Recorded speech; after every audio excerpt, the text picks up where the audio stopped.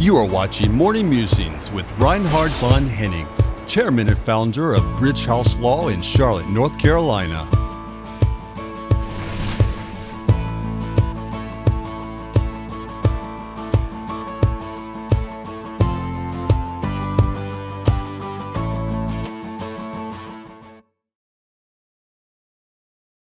What are the lessons from the baby food crisis in the United States?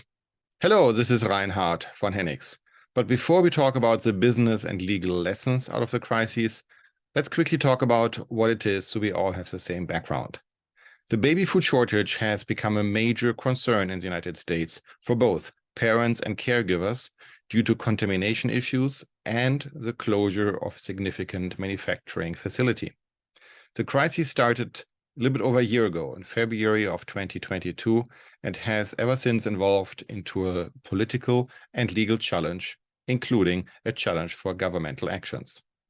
The House Oversight Committee had summoned the FDA, the Food and Drug Administration, to testify about their response to the baby food crisis, particularly in light of recent revelations that the FDA officials knew about a positive bacterium test in a Reckitt factory even months before the public recall announcement.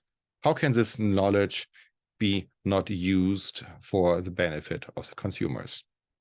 The crisis began when Abbott manufacturing facility was shut down, and this resulted into a shortage of food. Subsequently, Reckitt and other manufacturers recalled 145,000 cans of FMO Pro Soybean Simple plant-based infant formula due to a possible cross-contamination with Chronobacter, a deadly bacteria that caused a similar crisis the year before. The recall was widely reported, and parents and caregivers were advised that they should dispose their products and clean up after this product was used and make sure that whatever they dispose of would get a proper refund for them. 2 batches of the baby food product line have been tested and will later be sold, and subsequently take that, stop that, I'm taking a break, continue later. 2 batches of baby food produced after the contaminated batch was found were sold and only recalled 5 months after the initial distribution ban nationwide, including in Guam and Puerto Rico.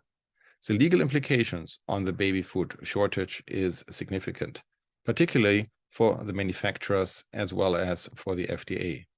Manufacturers may face lawsuits from affected families, resulting in costly settlements and eventually in a damaged reputation. The FDA's handling also may result into some extra scrutiny, particularly what consequences we can see in the delay in the recall. Why did it take so long, and why did the agency overall took longer than needed to create a response for the crisis? To prevent a crisis is now the topic. How can we avoid this to ever happen again? Or even the question a little bit different. If such a crisis happens again, how can we make sure the consumers are better protected? Companies must adopt robust strategies. It is a crisis prevention strategy. It includes factory inspections, testing, a cleanliness testing, a source of material testing to ensure that they know what is in the premises, what is being used, and any potential contamination or cross-contamination can be issued immediately with a recall or with a local fix, as in change different sanitation rules and so on.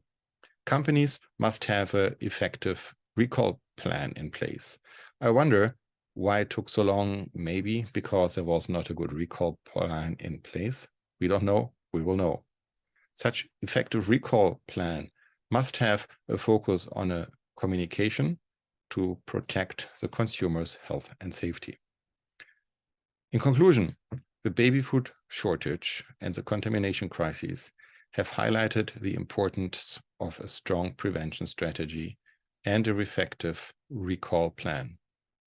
Legal consequences are to be seen. Lawsuits have, as to my knowledge, not yet been filed, but it is essential that consumer-facing companies have a plan in place to prioritize consumer safety and invest in preventative measures on the planned and implementing a swift and effective recall procedure.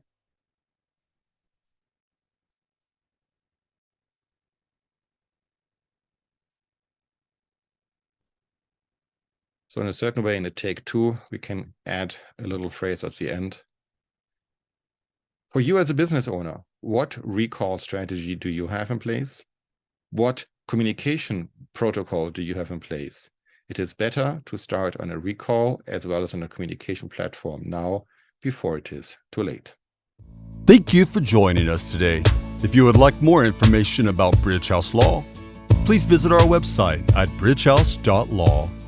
Before you go, make sure to like this video and subscribe to the channel for more up-to-date content. Bridgehouse Law, business-minded, client-focused. Whether you're a private citizen, an international business leader, or simply someone eager to stay on top of the latest news, this book is a great way to get caught up on the most recent developments in the worlds of international business, tax, politics, and social affairs.